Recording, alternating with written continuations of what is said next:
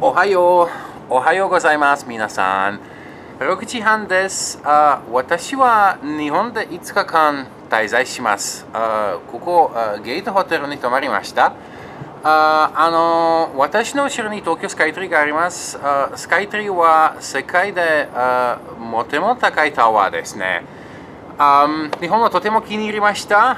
今夜のごとしって言うけど、今日私は国へ帰ります。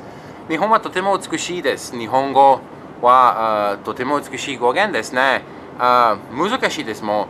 私はちょっと日本語、もう日本についてボスニアでオーストリア大学でお勉強しました。私の YouTube チャンネルにご訪問ありがとうございます。じゃあまたね。Good morning, guys and girls. おはようございます, as they say in Japan. It's 6:30 in the morning, and it's still extremely hot. As you see, I'm sweating. This is basically just a little short video I wanted to make about Japanese. Now, the part in Japanese is considerably shorter than the part about Japanese because there's so many things I want to tell you about this fascinating language that I started picking up when I was a kid. My mom gave me a book called Beginner's Japanese, and I started working with that, and I worked my way basically all the way up to actually studying it for a certain while in Austria. Japanese is a beautiful language. We don't know if it's related to any of the other languages around it. There's a theory it may be related to Korean and then all the way up to Turkish. But that's just a theory because in the way Japanese works in itself, in my eyes at least, it's the easiest East Asian language to learn because unlike Chinese, it's not tonal, and unlike Korean, Japanese is definitely has a slightly easier grammar than Korean does. One interesting thing about Japanese, though, definitely is that the whole language in itself is very structured.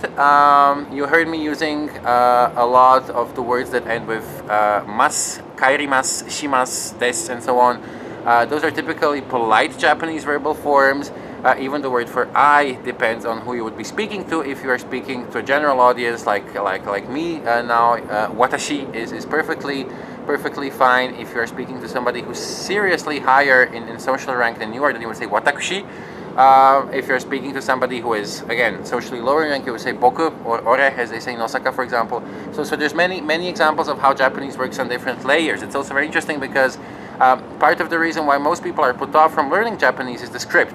Now you have kanji, which are the basic Japanese signs for writing words that have been borrowed as such from the Chinese language, and then a lot of Chinese people actually, when they want something in Japan, usually they just write down the kanji and hope that the person will understand, the Japanese person will understand. And basically, apart from kanji, because kanji don't really work completely well in the Japanese grammatical surroundings that they would in Chinese. Japanese basically invented two other scripts called Katakana and Hiragana. Katakana is used mostly for foreign words, but they also use like in adverts, the way we use bold lettering in our part of the world. Whereas Hiragana originally was devised as a woman's script, but is actually used to write grammar particles of Japanese that are not quite fit for Chinese letters. Again, that causes a little bit of a problem because there are two ways of reading different words. If you understand Japanese, you heard me use the word itsukakan, which means for 5 days. Now itsuka basically is one reading of the combination of the words go, which is 5, and nichi, which is day. Japanese linguists call these things onyobi and kunyobi.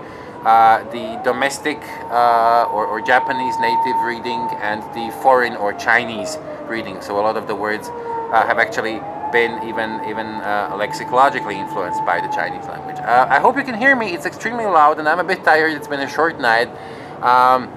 It's my last day in Tokyo, and I'll probably be making more videos in and about Japanese if you want to know more about this language. The reason why I haven't been making videos for quite a while, obviously, is the flooding in Bosnia and my neighboring country, and the neighboring countries Croatia and Serbia. And if you have the chance, if you have the possibility, please donate something to help the victims because they need your help. They need your help now that the water has gone back. They need your help in rebuilding their lives again. On behalf of all of them and on behalf of myself, thank you for stopping by my YouTube channel. Do ask comments, do ask questions, do write on my Facebook or my YouTube page. And as they say in Japan, domo arigatou gozaimasu. Many heartfelt thanks. Japan is, by the way, one of the loudest places you'll probably ever have visited. If you go into a shop, it's either going to be the gadgets that are making the noise or the shop assistants that are constantly in a very polite way telling you irashaimase, which is welcome, and arigatou gozaimasu, which is thank you. It's interesting how this country that has actually basically invented the principles of Zen also seems like the place that has, given the world pachinko and Hello Kitty and all of these other fascinating things. So, sayonara, if it has to be that way, the Japanese way of saying goodbye. Jamatane is the other one. See you next time. And then let me try and just show you a little bit of the scenery of Tokyo. This is the Skytree Tower, as I said, the world's tallest the freestanding tower at 634 meters. And then if you look all the way left, you'll basically see a concrete sprawl. And well, let me go just show you one more thing. This is the Sensoji Temple. The Sensoji Temple being the one of the oldest Buddhist temples in all of Japan. It's basically the raison d'etre of this part of town called Asakusa. And if you do have time, if you do plan on visiting Japan, do stop by here, definitely. Okay, sayonara, jamatane, see ya, bye bye.